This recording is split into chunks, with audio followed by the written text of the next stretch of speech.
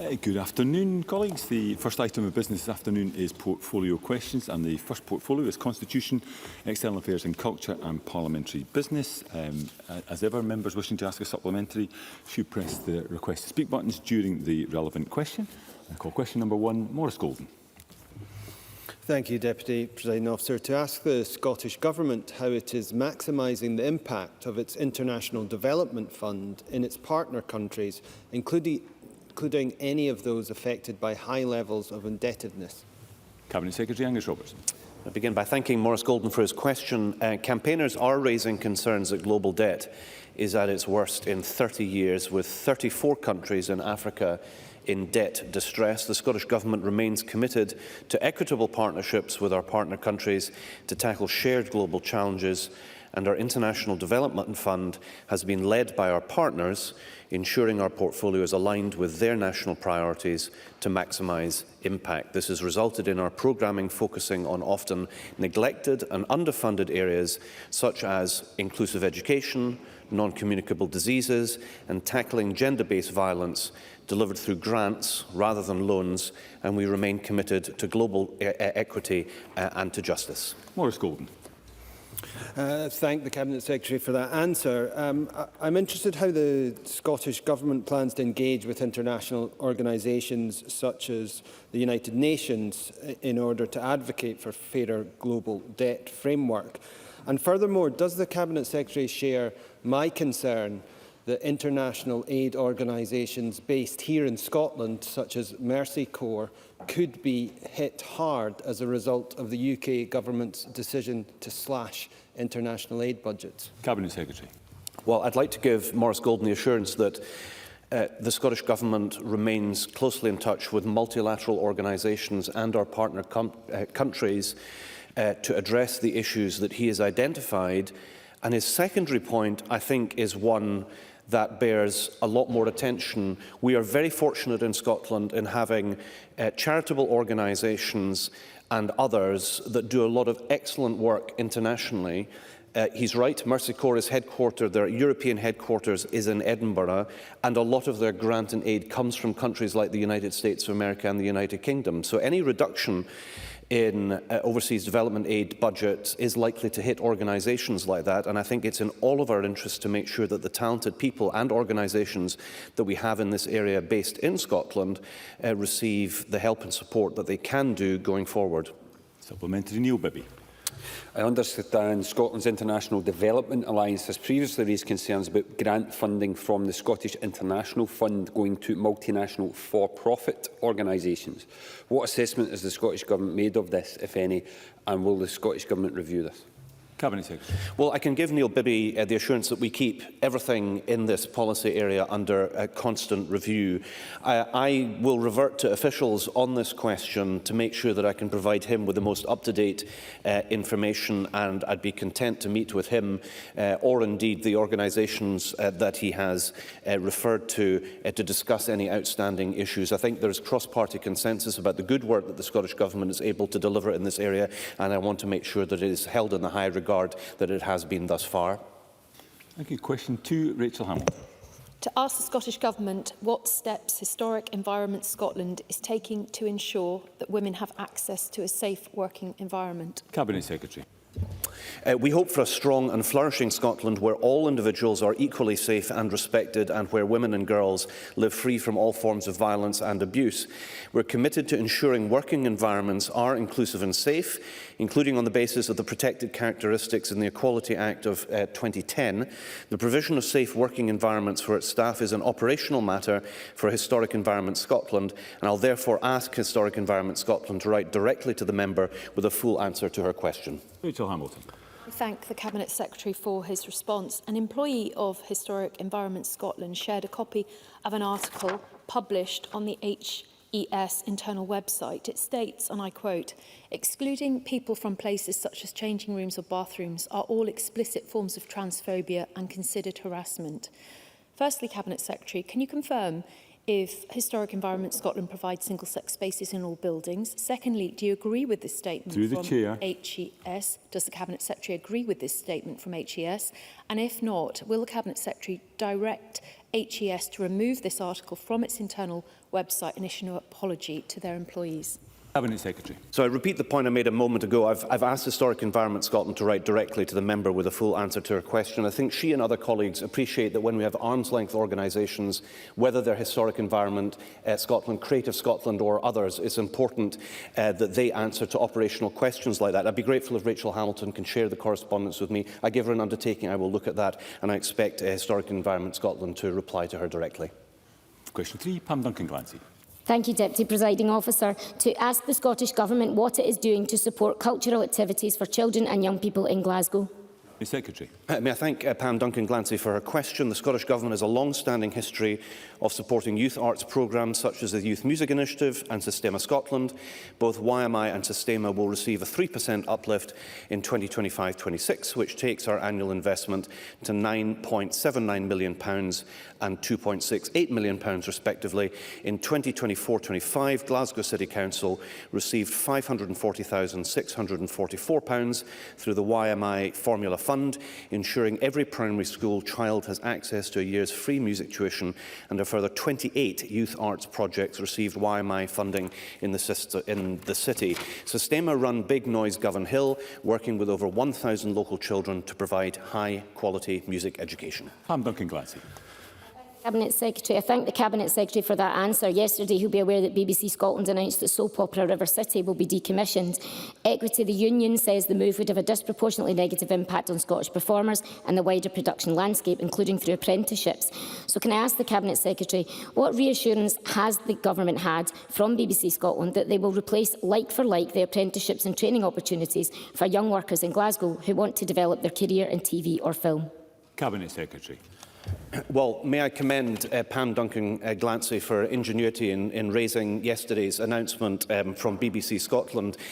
My view in terms of the ending of River City is one of regret. Like many people, I have watched it over the last 20 years. I also note BBC Scotland's commitment to 3 new drama projects, but I do have concerns about the announcement that has been made, in particular because of the training and opportunities that have been provided by River City over the decades, and I've asked that the BBC interact fully with BECTU, with Equity and with the Writers Guild on this question. I think it's very important to involve all of the trades unions in this. I think we have a shared agenda of making sure that screen and television is going from strength to strength, and anything that might undermine that is something that I'm very concerned about.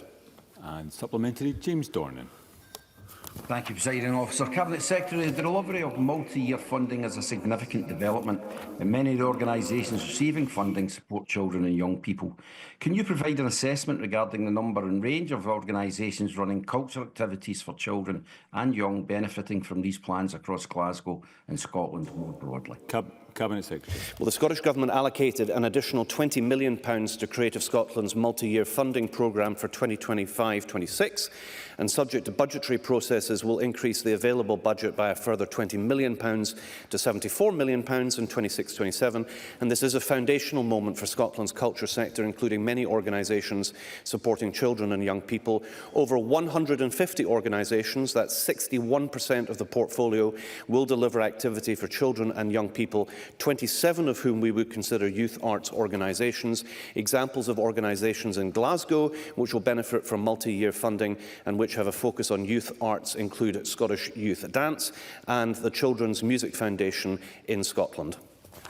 Thank you. Just a reminder to members who are joining us remotely, they should have their Scottish Parliament background on while they're joining proceedings. Question 4 has been withdrawn. Question 5 is not lodged. So question 6, Stuart McMillan. Thank you, Presiding Officer, to ask the Scottish Government whether it will provide an update on what engagement it has had with the UK Government regarding rejoining the European single market. Cabinet Secretary. The Scottish Government is in regular contact with the UK Government to set out Scotland's priorities for the future relationship with the European Union, including a return to the single market. Modelling by the National Institute of Economic and Social Research shows the UK economy is now 2.5% smaller than it would have been in the European Union. The hard Brexit negotiated by the last Conservative UK Government took the UK out of the EU, the single market and the customs union, and brought an end to freedom of movement. With independence, Scotland can rejoin the European Union. Stuart McMillan. I thank the Cabinet Secretary for that reply. And the world of 2016, when the Brexit referendum took place, is not the world of today. Security and defence are very much more about weapons and soldiers. There are also vital issues like energy security and also food supply. Now, what actions will the Scottish Government undertake to increase our maritime security in Scottish waters, working with our European partners? Cabinet Secretary. Well, I think Stuart McMillan is right to identify the importance of working together with the European Union member states and neighbouring countries like Norway and Iceland that are not part of the EU, all of which are countries that have an important security dimension around our shores. Defence is, of course, a reserved matter, but notwithstanding that, where the Scottish Government has responsibilities, as it does in the marine sphere, but also in relation to the energy sector, I think it's legitimate to make sure that we have the appropriate levels of security in place. And I would just note, with some concern, that the UK Royal Navy does not have a single ocean-going conventional patrol craft based in Scotland. Supplementary, Murdo Fraser. Thank you, Presiding Officer. We currently have a US President Donald Trump threatening trade tariffs against the EU, trade tariffs which in the UK we might avoid because we're no longer part of that EU. These tariffs would be immensely damaging to key export sectors in Scotland, such as food and drink. Wouldn't it be reckless to talk about rejoining the European single market while that threat hangs over us? Cabinet Secretary. No, but I would take the opportunity to agree with the member about this, that there will be no winners from a trade war, which is why it is incumbent on all of us, of all parties, to use the good offices that we have to communicate that with those who are choosing to introduce trade tariffs. Take one industry as an example, the Scotch whisky sector, where you have American companies that own Scottish distilleries, where you see American barrels imported to Scotland to produce Scotch whisky, where you see French or Italian headquartered companies owning significant parts of the Scotch whisky sector. We are not immune to decisions around tariffs, whether we are or are not in the European Union. I think the key issue at hand for all of us is to persuade decision makers that tariffs are not the best way to ensure economic success, whether in the European Union, Scotland and the UK outside the European Union, and indeed the United States of America. Question 7, Sue Webber. Thank you. To ask the Scottish Government how it is working with the heritage sector to conserve historic sites. Cabinet Secretary. Thanks, Sue Webber, for a question. The Scottish Government delivers support for the historic environment through our sponsorship of Historic Environment Scotland, the lead public body responsible for the historic environment. The Scottish Government budget for 2025-26 allocates over £74 million to Historic Environment Scotland, enabling the organisation to invest in fair staff pay, in operating and maintaining its properties, in delivering grants to the heritage sector, and continue research on climate change and in fulfilling its advisory and regulatory functions. Sue Webber. Thank you, Cabinet Secretary. Historic Environment Scotland have acknowledged that there is a heritage skills crisis in Scotland and have proposed a new register to combat this. Can the Cabinet Secretary outline what discussions the Scottish Government has had to boost the provision of traditional heritage skills within Scotland, and can perhaps he outline how the Government is working with the college and apprenticeship sectors to make heritage skills an attractive career path for our young people and resolve the crisis in our sector? Cabinet Secretary. Well, can I say to Sue Webber that I had the good fortune not long ago to visit Historic Environment Scotland, literally just across the road from us here in the Scottish Parliament in Holyrood Palace, where there are outstanding apprentices and craftsmen and craftswomen who have developed their traditional skills on site. They do remarkable work at Holyrood Palace and at the Cathedral, and at Edinburgh Castle. She is right to underline the fact that there has been a skills crisis in the traditional skills area. I can give her an absolute assurance that this is being seized as an issue by the Scottish Government, by the college sector and indeed Historic Environment Scotland, and I'd be very keen to keep her apprised of developments in the near future which I'm sure she will welcome as much as I do. Number of supplementaries. First, Audrey Nicholl. Thank you, Presiding Officer. Can the Cabinet Secretary provide any update regarding what assessment the Scottish Government has made of the impact of the UK Government's increase to employer national insurance contributions on the heritage sector and the implications that this will have on their ability to conserve historic sites? Cabinet Secretary. So the Government has strongly raised our concerns with the UK Treasury about the impact on public services of the increase to employer national insurance contributions. Regarding the impact on the heritage sector, the increase equates to an additional £1.6 million of costs to Historic Environment Scotland.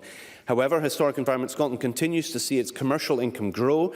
Reflecting this commercial success, our ongoing public service reform work has delivered with Historic Environment Scotland a revised business model which will allow them greater financial freedoms to manage their commercial income in the year.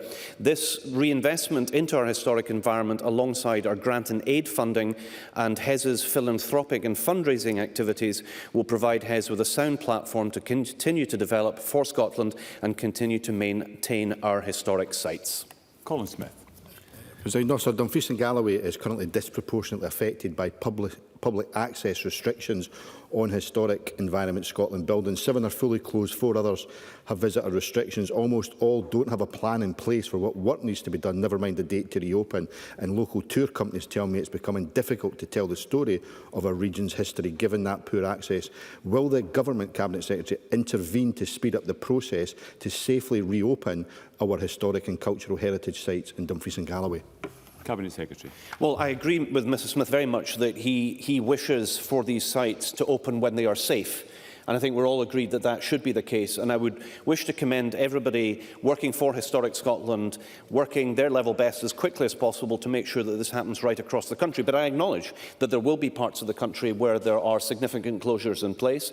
I will ask Historic Environment Scotland for an update on the region and the sites that he has asked for to get a better understanding of when any works is likely to be conducted and when sites are likely to open. And I'm sure that they will be listening very closely to the concerns that he has, and I'm sure we all want to make sure that our historic sites of interest throughout Scotland are able to open as quickly and as safely as possible. And Faisal Chowdhury.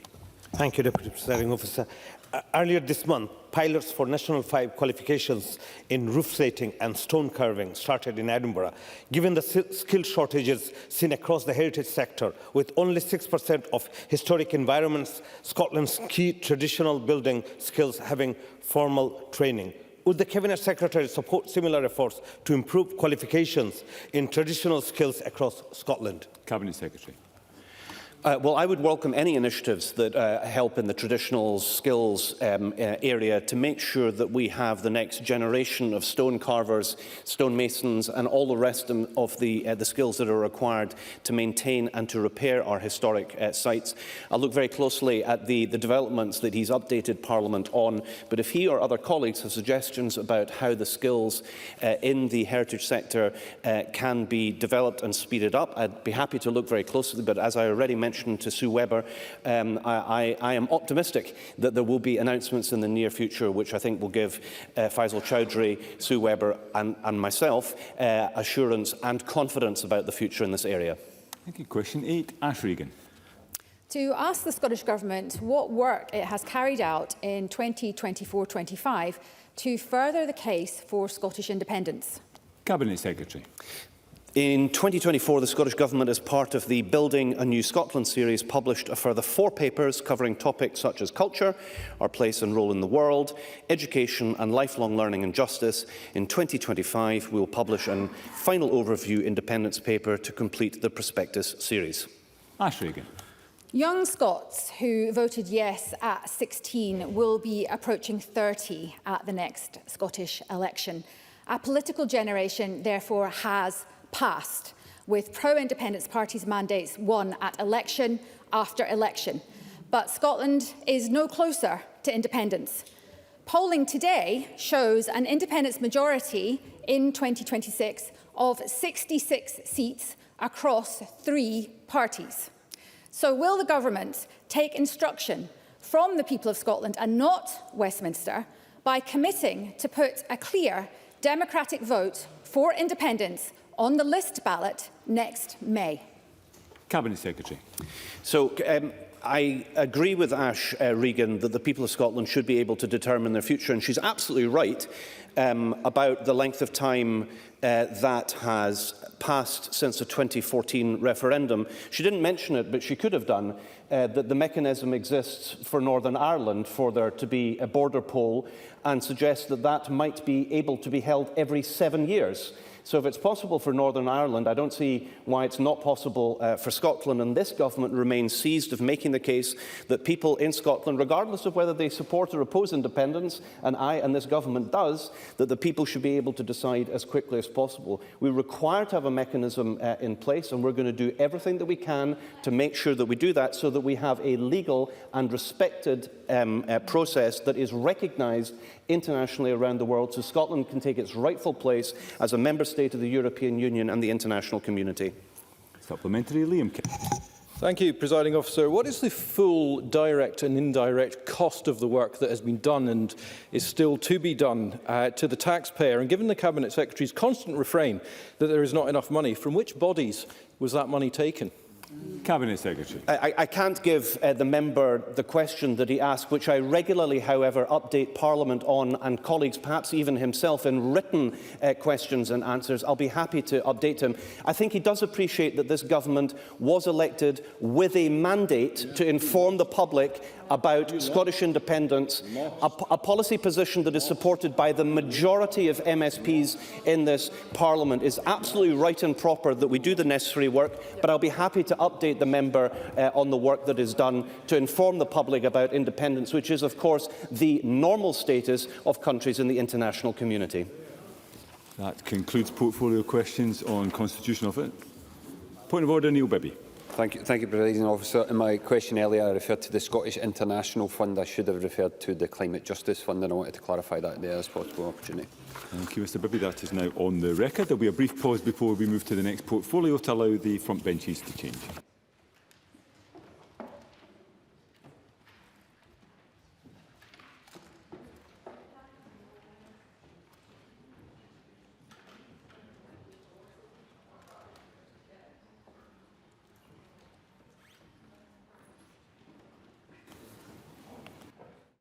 And the next portfolio is Justice and Home Affairs. Again, if members wish to ask a supplementary question, they should press the request to speak buttons during the relevant question. Quite a bit of interest in this portfolio for supplementaries, so brevity with those questions and indeed responses would be welcome.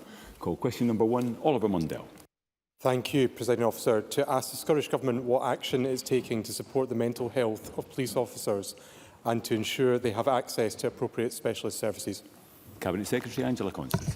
Presiding Officer, whilst this is an operational matter for the Chief Constable, I am pleased that Police Scotland has signed up to the Mental Health at Work commitment, which prioritises mental health in the workplace, in addition to trauma risk incident management assessments and occupational health counselling.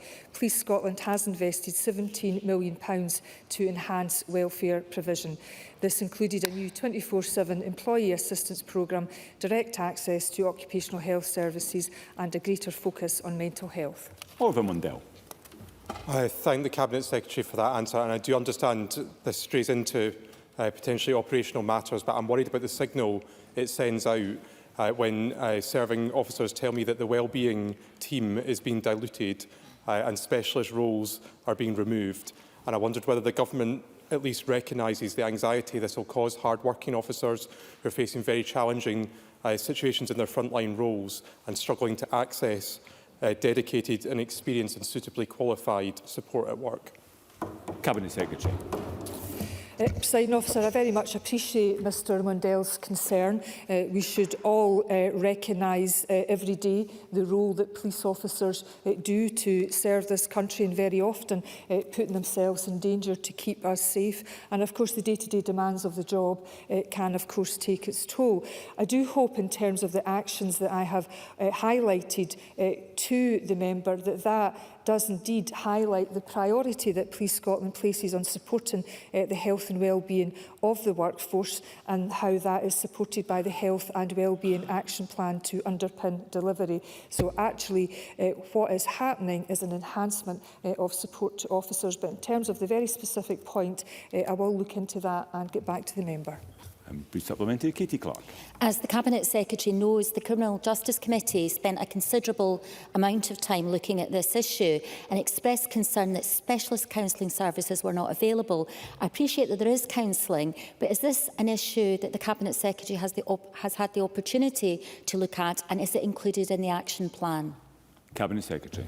Presiding Officer, I do indeed recall the evidence that I gave to committee, and that was with respect to the role of police officers and how that needs to be perhaps refocused onto criminal justice matters, and that there needs to be a better linkage with health services in terms of their work to signpost and support some of the most vulnerable people in our society. I have, of course, outlined various mechanisms in which police officers through Police Scotland can access specialist counselling, and I very much welcome, for example, the post-traumatic support offered to all police officers and staff who are directly involved in those potentially very traumatic incidents, and also the enhancement of the Employee Assistance Programme, which does give direct access to occupational health services with a greater focus on officers' mental health. Question 2, Annie Wells.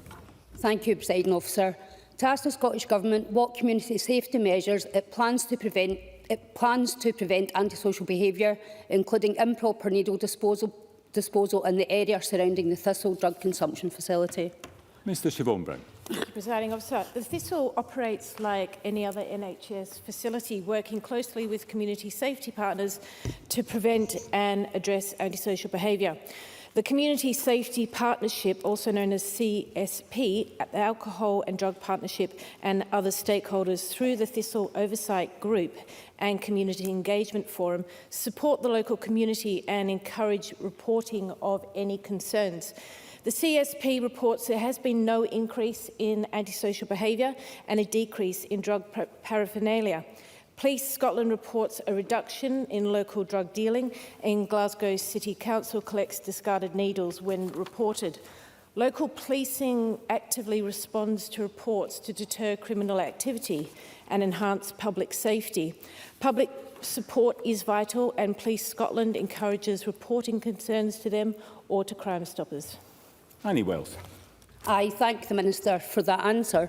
Approximately 2 weeks ago, discarded needles and burnt spoons were discovered in a car park across from the Thistle drug consumption facility, and local community representatives have raised serious concerns about the facility's impact, particularly the risk to children coming into contact with discarded syringes. And this contradicts official statements that have downplayed the issue of drug-related litter. So can the Minister clarify how the Government intends to address these reports and outline its plan to maintain a safe environment for residents and visitors? Because I've seen it firsthand, Minister, and it's not getting any better to the places that I've visited.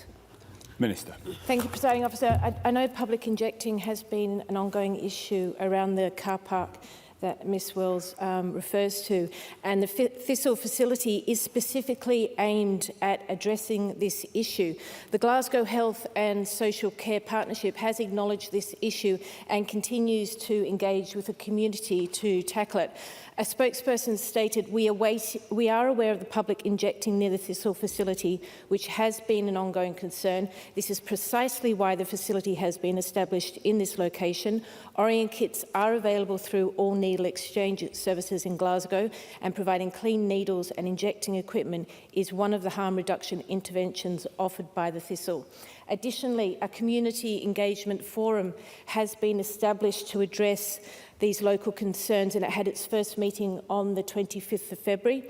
As the facility establishes itself, regular engagement with the community and businesses will continue, and the focus remains on strengthening partnerships with stakeholders before implementing any new actions. Thank you. I'll take a brief supplementary, but it'll need to be brief, as will the response. Audrey Nicholl. Thank you. We all have a responsibility in this Parliament to ensure that we're not inadvertently spreading misinformation about a service that seeks to address an issue by using a method that international evidence demonstrates works. Given that this location was chosen for the Thistle project because community injecting was already happening, can the Minister outline what, if any, substantive evidence has been provided by Police Scotland that suggests there has been an increase in injecting in the community, or indeed an increase in the discarding of paraphernalia in the community? As briefly as possible, Minister. Thank you. There hasn't been any evidence provided to suggest that there has been an increase in injecting or the discarding of paraphernalia. So I agree with the member that we must ensure that accurate information is communicated both in this chamber and to the local community.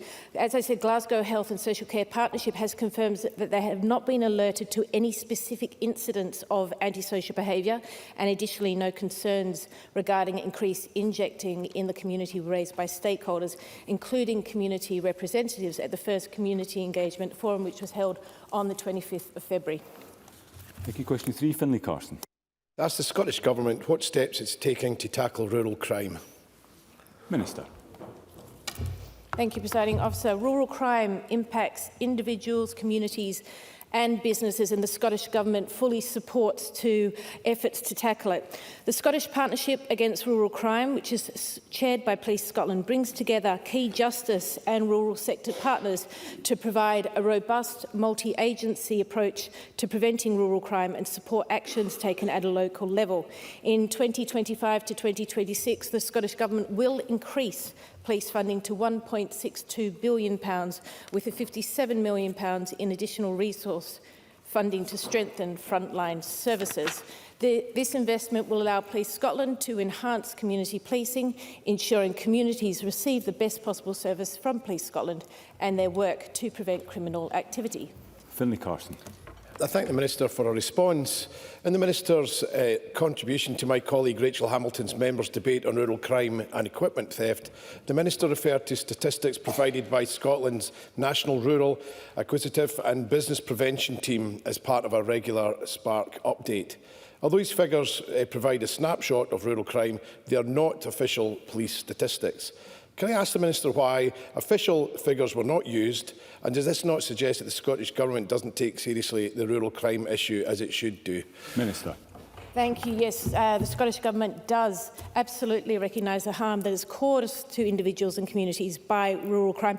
I did write to the member this morning, I think, regarding her letter to this. So in regards to the information that I used in the debate, that has been provided by the Police Scotland's National Rural Acquisitive and Business Preventions Team as part of the update that they give my officials. Although this update provides a snapshot of rural crime over a period, it is issued to my officials on that team, and the numbers that are quoted are not official police statistics, but you may want to get in touch with them and they can give you them. Through the Chair, always a brief supplementary. Willie Coffey. Thank you. Can I ask the Minister what preventative work is the Partnership Against Rural Crime doing, particularly in relation to disrupting serious organised crime groups which target rural communities across the UK? Minister. The link between crimes such as equipment theft in rural areas and serious and organised crime is well recognised across the whole of the UK. Preventing equipment theft is one of the priorities in the current Spark strategy, and the partnership aims to mitigate its effects by sharing intelligence on organised crime groups operating across the UK, providing specific information to the rural and farming community on how to best secure property and prevent it from being stolen. The work of Spark also makes a valuable contribution to Scotland's serious and organised crime strategy, and I'm pleased to say that in Spark's January update, both incidents of rural crime and its associated cost to businesses and communities was down compared to the previous point last year. Very briefly, Rachel Hamilton. Earlier this month, Minister, I held a drop-in rural crime session, very generously attended by many of the cross-party colleagues and the Association for British Insurers, the NFUS and the National Rural Crime Unit. Will the Minister agree from what she's just said to Finlay Carson, which was repeating ad verbatim what he just asked, to hold a roundtable discussion with these organisations and the victims of rural crime to discuss how serious this matter is? Minister. Yes, thank you, Presiding Officer. I am very happy to sit down and discuss in the first instance with yourself, Ms Hamilton, because I did receive your letter and I wasn't aware of your proposed bill through the that chair, you mentioned Minister, through the chair. in that letter. So yes, happy at the first instance to speak to yourself. Question 4, Douglas Ross. Thank you, Presiding Officer. Government, in light of the potential impact on victims of crime in Scotland, what discussions it has had with the UK Government regarding the time taken to determine applications made to the Criminal Injuries Compensation Authority? Cabinet Secretary. Presiding Officer, I recognise the timely compensation under the Criminal Injuries Compensation Scheme can help victims in their recovery, both practically and emotionally. The Criminal Injury Compensation Authority is an executive agency of the Ministry of Justice. The Scottish Government provided £18.6 million total funding to the CICA in the last financial year and have budgeted £22.9 million for next year.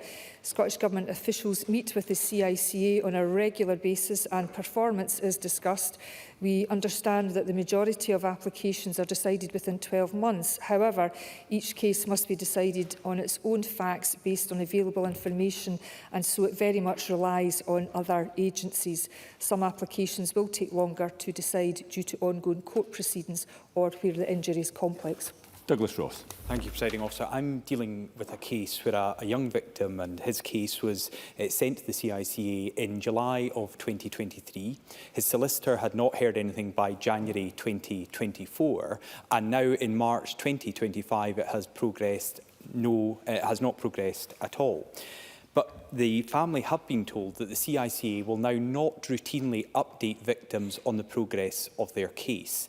Does the Justice Secretary agree with me that that does not seem to be a very victim-centred approach? And will she make representations to the Ministry of Justice and the CICA that they should regularly update victims on the progress of their case? Cabinet Secretary. The short answer, Presiding Officer, is yes. I have recently had a look at the CICA's customer charter and was somewhat surprised that they only contact applicants when it needs information or when it makes a decision. In my view, bearing in mind this Parliament, through the Victims, Witness and Justice Reform Bill, has given much focus on trauma-informed practice. I will therefore raise it with the MOJ. I am also aware, just for completeness, that the CICA are currently reviewing all their applicant contact and are exploring mechanisms to provide more regular updates and enhanced information to applicants. And briefly, no. Question 5, Brian Whittle. Thank you, Presiding Officer. To ask the Scottish Government what action it is taking to ensure that the Scottish Fire and Rescue Service is sufficiently resourced to provide appropriate planning guidance or able to respond to planning consultations when required. Minister. Thank you, Presiding Officer. The Scottish Government has allocated the Scottish Fire Rescue Service £412.2 million for 2025 to 2026 to ensure it is properly resourced to keep Scotland safe and provide all of its statutory functions. The budget for 2025 to 2026 is £18.8 million higher than last year, and while clearly decisions on how its budget is spent is a matter for the SFRS Board and the Chief Fire Officer, SFRS will continue to respond to planning consultations when required. SFRS aim to review planning documents if it is appropriate to do so for firefighting and fire safety operations, and will continually review and develop its operational response to any new and emerging technology or site to keep communities safe and ensure the highest level of preparedness. Brian Whittle. Can I thank the Minister for that answer? But as the Minister will be aware, the number of applications for battery energy storage systems across Scotland has increased dramatically, with many communities expressing concern about the potential implications for fire safety. Currently, developers have to rely on guidance issued by the Fire Service in England for their plans, as the SFRS has not issued any. Does the Minister consider this to be acceptable, And if not, will she instruct SFRS to produce Scotland-specific guidance on fire safety for battery energy storage sites? Minister. Thank you. I do know that the SFRS do actually provide guidance. I know this is an issue that is both devolved and reserved through regulations, but they do provide guidance under the National Fire Chief Council's grid scale planning guidance. The Scottish Government is aware of the calls for guidance and for further advice on the British battery energy storage system, BESS, including the relation of fire safety. And I'm aware that the Scottish Government's Planning Department are in the process of commissioning independent consultants to prepare planning advice on BESS, and that this has progressed with input from the Head of Planning Scotland and industry. And their intention is that the advice will set out information on other relevant regulatory regimes applicable in Scotland, and their interface with the planning system recognises a long-established principle that the planning system does not seek to duplicate other regulatory controls. Thank you. A couple of brief supplementaries. They will need to be brief, though. Bill Kidd first. Thank you, Presiding Officer. Can I ask the Minister what assessment the Scottish Government has made on the impact of the UK Government's employer national insurance hike on the Scottish Fire and Rescue Service and other emergency services? Briefly, Minister. Yes, I have met with Scottish Fire Rescue Service in recent weeks, and the rise in the national insurance for their staff is a huge concern, and I am looking at having ongoing conversations with Scottish Fire Rescue in that regard. Thank you. And Beatrice Wishart. Thank you, Presiding Officer. The Minister will be aware of the Health and Safety Executive's identification of contraventions in health and safety at the Walls, Hillswick and Bresser fire stations in Shetland. How will the Scottish Government support the Scottish Fire and Rescue Service and ensure it's sufficiently resourced to address the HSE improvement notice and its deadline of 22nd of August 2025? Minister. Thank you. Yes, I have met with His Majesty's Chief Officer last week and Scottish Fire Rescue on this point, and I will keep the. I was reassured by both of them that work will be progressed, and I'm happy to keep the member updated on that. Thank you. Question 6, Patrick Harvey. Thank you. To ask the Government how the criminal justice system applies its public health approach to reducing the harm caused by drug use. Cabinet Secretary. Presiding Officer, through the National Mission on Drugs, the Scottish Government continues to invest in a wide range of evidence-based measures to save lives and reduce harms. We are implementing a range of public health responses to tackle the harms caused by drugs. For example, naloxone has been rolled out across the prison estate, and also to frontline police, who have used it over 580 times up to December 2024. We are, of course, well aware that people in the justice system can have very complex needs and may be vulnerable. This necessitates working holistically, focusing on prevention and appropriate interventions, and that's why the Vision for Justice recognises the importance of justice partners working together to apply a public health approach. Patrick Harvey.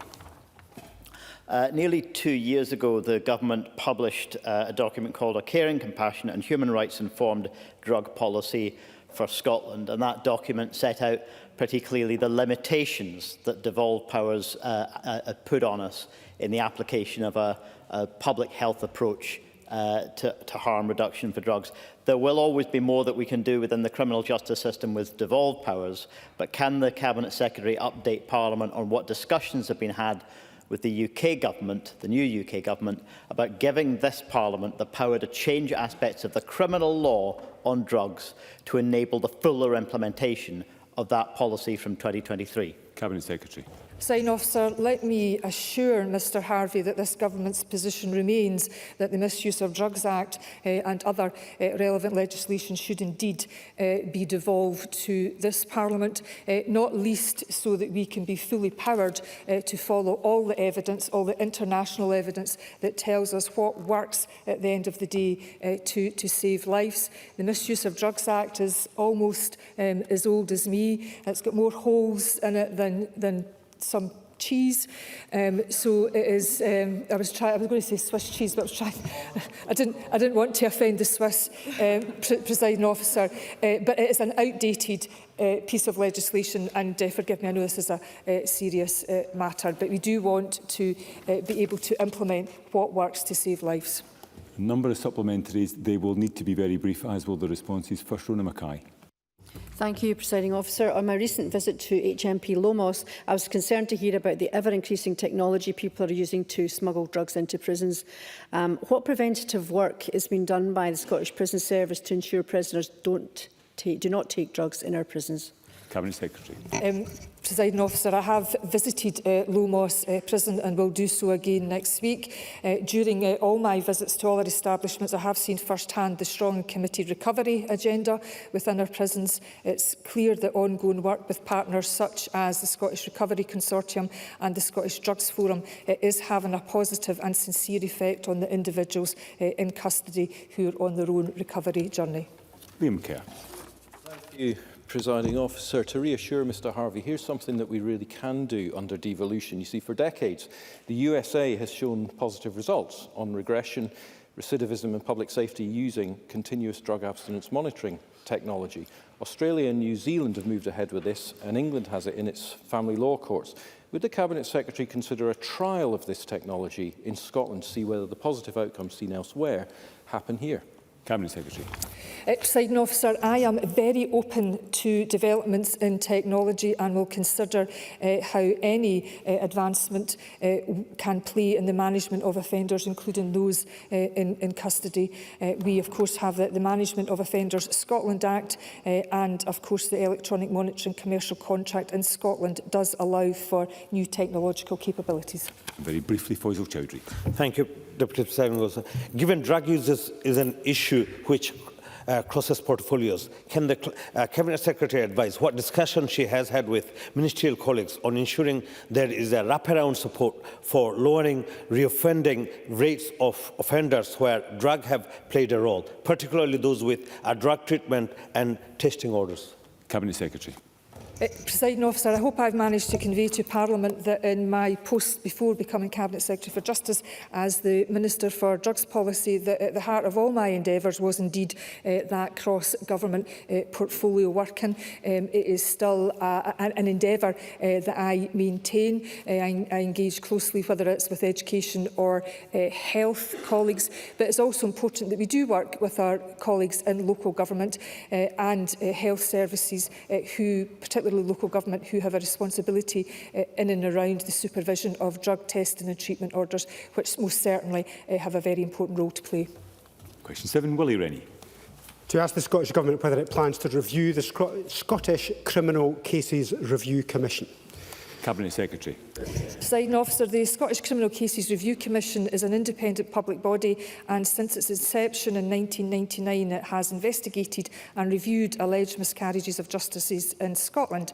The Commission's aim is to investigate all cases efficiently, without undue delay and to a consistently high standard, and to strengthen public confidence in the ability of the Scottish criminal justice system to address miscarriages of justice. The Scottish Government regularly meets with the independent Scottish Criminal Cases Review Commission to discuss the operation of the Commission, including their delivery of its strategic objectives. And at present, we have no plans at this time to review the operation of the Commission.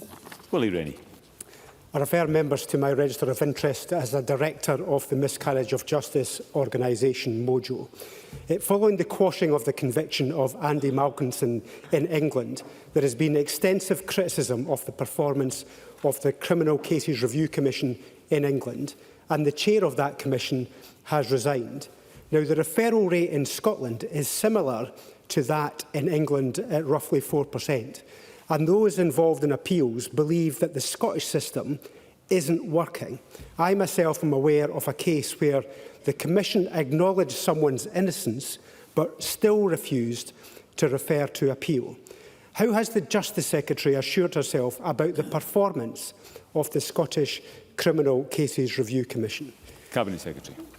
Thanks very much, Presiding Officer, and I appreciate Mr Rennie's question. Can I just point out that the referral rate from the Scottish Criminal Cases Review Commission is nearly 5%, and that is almost double what it is for the equivalent body in England and Wales.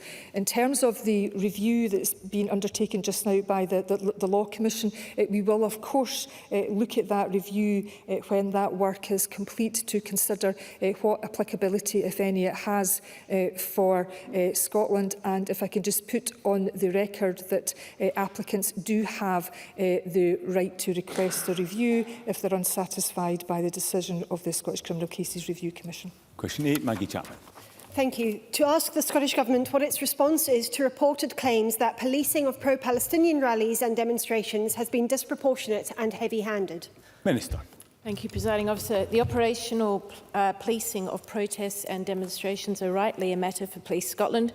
We support Police Scotland as a rights-based organisation to take appropriate and proportionate action in response to any criminal offences and maintain public order at or around these events. Their priority will always be public safety. The right to a peaceful public assembly and freedom of expression are important rights that the Scottish Government is committed to uphold. That is why we have funded the Centre for Good Relations to run training courses to upskill stewards and marshals involved in facilitating marches, parades and protests. This training is available free of charge and has received very positive feedback. Maggie Chapman. Last month, 6 protesters were arrested for protesting against a supermarket stocking Israeli-produced goods. One of these people, a woman in her 60s, remains on remand. Firearms officers turned up at this and have done at other protests where there's been no public safety threat at all.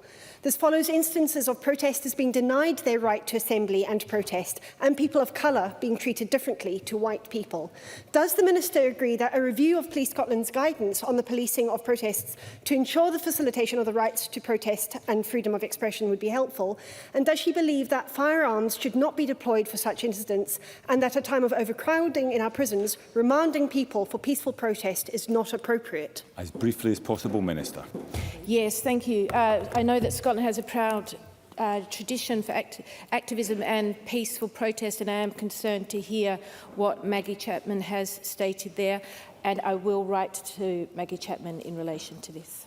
Thank you, Minister. That concludes portfolio questions on justice and home affairs. There will be a brief pause to allow front benches to change before we move to the next item.